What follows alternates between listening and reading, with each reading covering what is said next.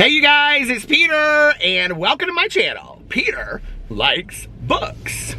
And I have so many Starbucks drinks with me right here, so in case you see me picking them up and drinking them, I'm not going to tell you what they are, but you'll have to go over to my review channel. One is for today, and the other one is for tomorrow. I pre-filmed it.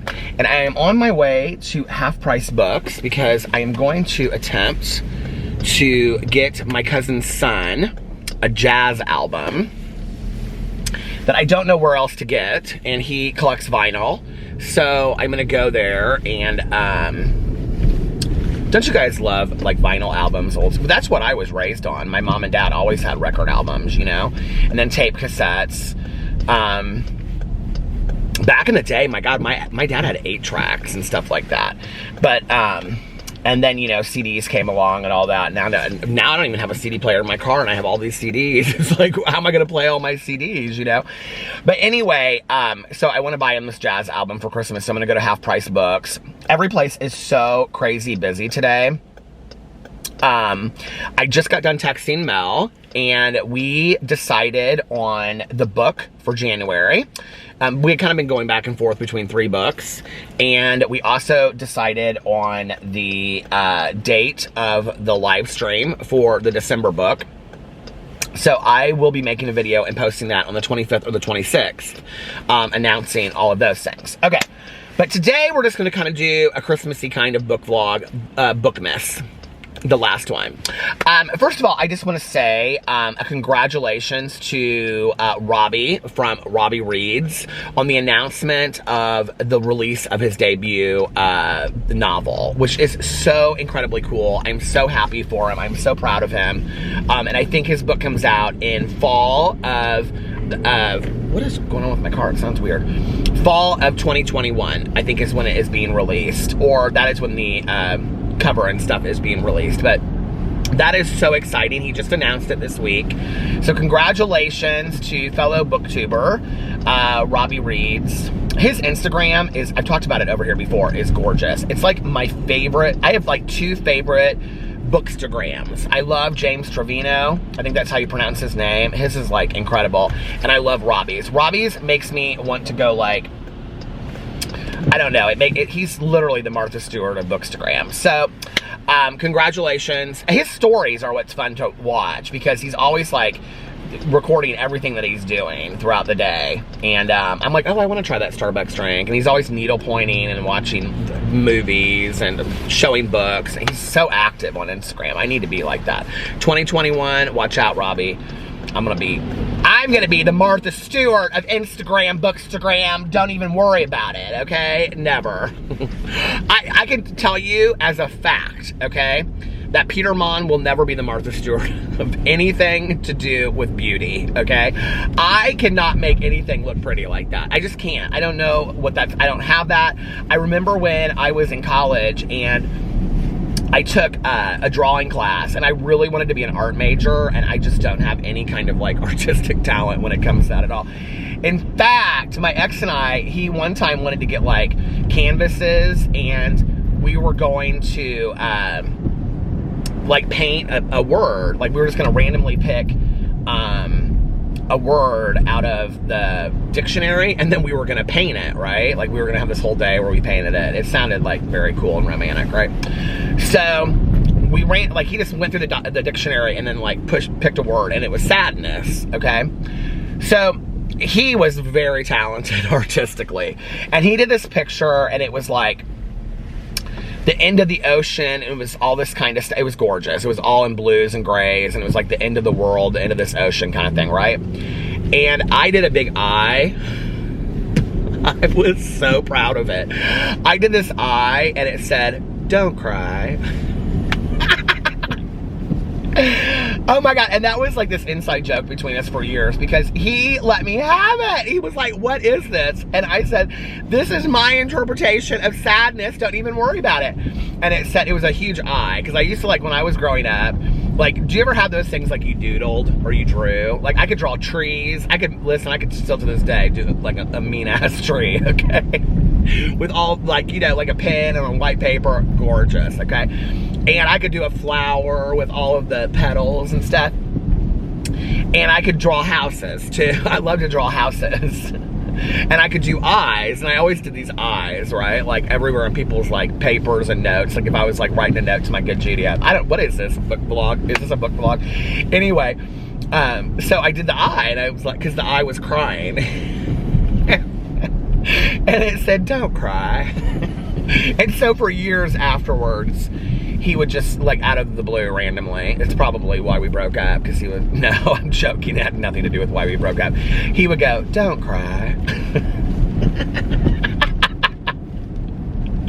I am nobody's artist. Literally every person I've ever been with in a relationship is such a good artist. Like Alex, my husband, is so artistically just, I was gonna say endowed, but we won't say that. He is so artistic, period. And I just wish that I was. But I'm not. Okay, let's talk about the Christmas books.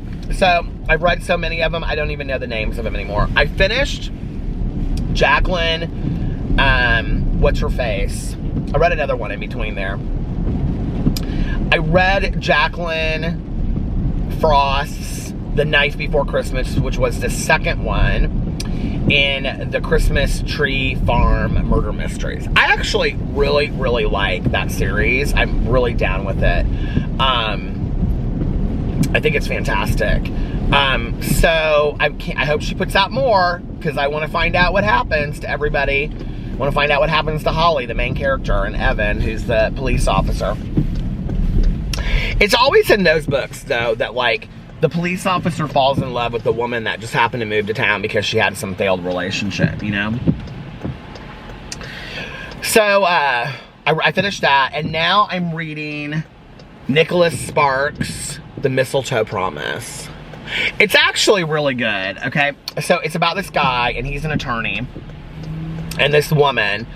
And it's always the same story, though. It's always some woman that, like, has been betrayed by, like, her ex. And I don't know what the storyline is yet, because it talks about her ex in there, but, like, we don't know the story of why he's her ex or anything. But it's always that, right? And so she meets this guy in the food court, because they both live in the same, or they both work in the same building. He's an attorney. She can tell because he wears a suit. I'm like, what, girl? Because he wears a suit, you can tell he's an attorney. All right, okay. So anyway, you should go to the state fair and play that guessing game on weights. You know how much somebody weighs, if you're so good with guessing somebody that wears a suit is an attorney. But anyway, so she meets this guy, and he gives her a proposal, and it's actually called the mistletoe contract, because mistletoe is like when you're forced to, like, kiss somebody underneath the mistletoe that you don't really want to be with. But she says, how about we change the word from contract to promise? And that's how it comes up with the title, the Mistletoe Promise. So what he proposes to her is, she's lonely, he's lonely. They're both, of course, gorgeous, right? And he's got more money than God. And everybody wants him. He's like the most gorgeous guy that works in this office building, but he doesn't have a girlfriend, okay? Now, I thought, when I started reading this book, that I was like, why does he not have a girlfriend, you know, if he's such the catch of the century? So anyway, if I had, like, introduced my mom to somebody back in the day, and I would have said, now, my friend, he doesn't have a girlfriend, and he has more money than God, and a great job, and he's good. I mean, these women in the elevator are, like, swooning over him and stuff like that, right? My mom would say, well, he's probably, does he have a boyfriend? I mean, he's probably gay, right? So anyway, that's not the case of the Mistletoe Promise. They're just two lonely folk, and they make this decision that they're going to spend the holidays together. And so part of the contract is that she gets a present every weekday. And so far, he's bought her a $600 scarf, and he's bought her 12 dozen roses. Do y'all have any idea how much 12 dozen roses are? Long-stemmed red roses, mind you. Oh, half of them were white, half red. And then that's part of the contract. He has to buy her, well, he made up the contract. The promise, the promise. That these books are so ridiculous. Okay, so that he has to buy her a present every single day, and that he pays all the travel expenses, and she's like, oh, no man can have a platonic relationship. That's what she says in there. And he goes, well, this is going to be platonic, and I'm going to prove it to you. So he wants, I don't really know like why he wants to do all this really nice stuff for her, but unless he's just a really, really nice guy, I guess, you know. But pays for travel expenses like cabs, taxis, all that kind of stuff. Then every dinner and meal that they eat lunch together every day. In the food court, they eat sweet pork salad. It sounds so gross, doesn't it? She's like, oh, it's the best salad ever, sweet pork salad. I'm like, where did he come up with this and write in this book? But anyway. So they eat this sweet pork salad and they eat lunch together every day, and then they go do things like they have to go to each other's holiday parties. I'm not to that part yet. And then he wants to take her to the Christmas Carol, and then he has to go to a business trip in New York City, and he's like, unless you want to go with me. And she goes, oh, I don't know, let me think about it. I'm like, oh, this is like one of those 50 Shades of Grey contract kind of deals, right? Except for minus the family friendly part, you know what I mean? Because they're not doing all that. The most that they ever are supposed to do is hold hands, which I think is real nice, you know, when you're getting to know somebody. These books crack me up so much, you guys. Like, oh my God, if somebody came to me and said, let me buy you a $1,000 gift every single day and make everybody around you bitter because they're not getting them. Oh, by the way, let me buy you lunch every single day. I'd say, well, if it's not the sweet pork salad, maybe I'll think about it. You know, because she's always like, let me think about it. Let me think about it. Like, she does it like, oh.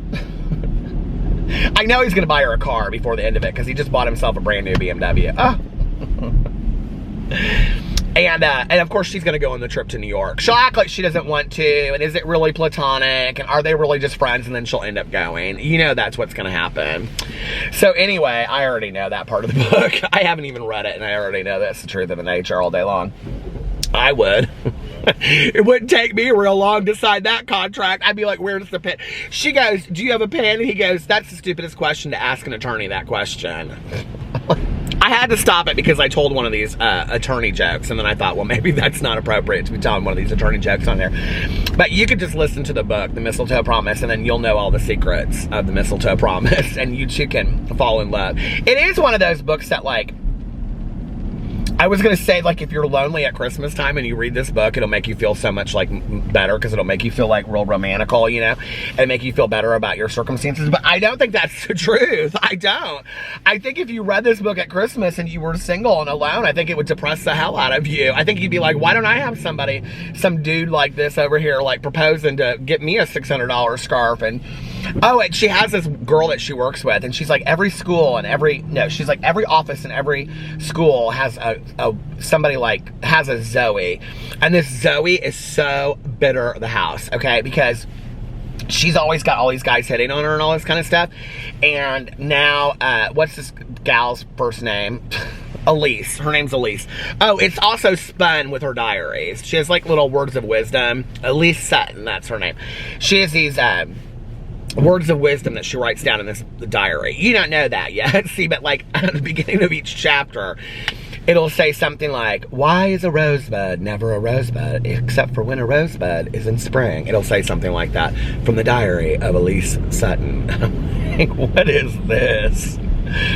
She says something in there about, I had to rewind this part like 3 times because I was like, that's pretty profound. She was like, why are we able to confide in strangers the secrets we hide within ourselves? From this diary of Elise Sutton. And then he gives her a $600 scarf. I'm like, you need to decide what kind of book you're going to be, okay? Are you a self-help book? Now, you know these Nicholas Sparks books, okay? You know that there always is some kind of very spiritual, well-meaning ending to these. So there's going to be this, like, I know, this aha moment. And I'm laughing right now, but listen, okay, the book is only 5 hours, and I'm already an hour into it. I'm going to probably finish it this afternoon. But let me just tell you this, that I know for truth, okay? That I know for truth. Let me tell you this. I know that by the end of this book, I'll be crying my eyes out. I will, though. I always cry at the end of these Christmas books. What is it? What is wrong with me? Anyway, if I finish this one tonight, I'm going to start this other one by Nicholas Sparks. Is it Nicholas Sparks or is it... No, it's not Nicholas Sparks. It's that guy that has 3 names. Do you know what I'm talking about? He wrote, like, all the Christmas books about the family that lived in that house. What's that Richard Paul Evans, that's who it is. The Box, he wrote the book The Box. I read those last year, they weren't really that good. But anyway, I said they were real good though at the time because I think I was moved to crying from those books, you know. But then I have Finding Noelle. That's my next one I'm gonna read. It's called Finding Noelle if I finish the Mistletoe Promise. Can you believe it? I'm already at 90 books for the year, you guys. I might, like there's only one of you out there. There might be only one of you out there. But anyway, I might make it to 100 books this year. I can't believe it. So anyway, all right, I'm pulling into half price books now. So I'm gonna get off here and I will let you guys go and I will be back tomorrow or the 26th, and I will be making all of our book club announcements, and we have some exciting ones. Oh, by the way, I'm starting a new book club by myself. So, well, we're still gonna do the True Crime Book Club. This is totally separate. This is like on a very little level, but I'll talk about it with my announcements as well. So anyway, I love you guys, and I will see you in my next video. Bye. Love ya!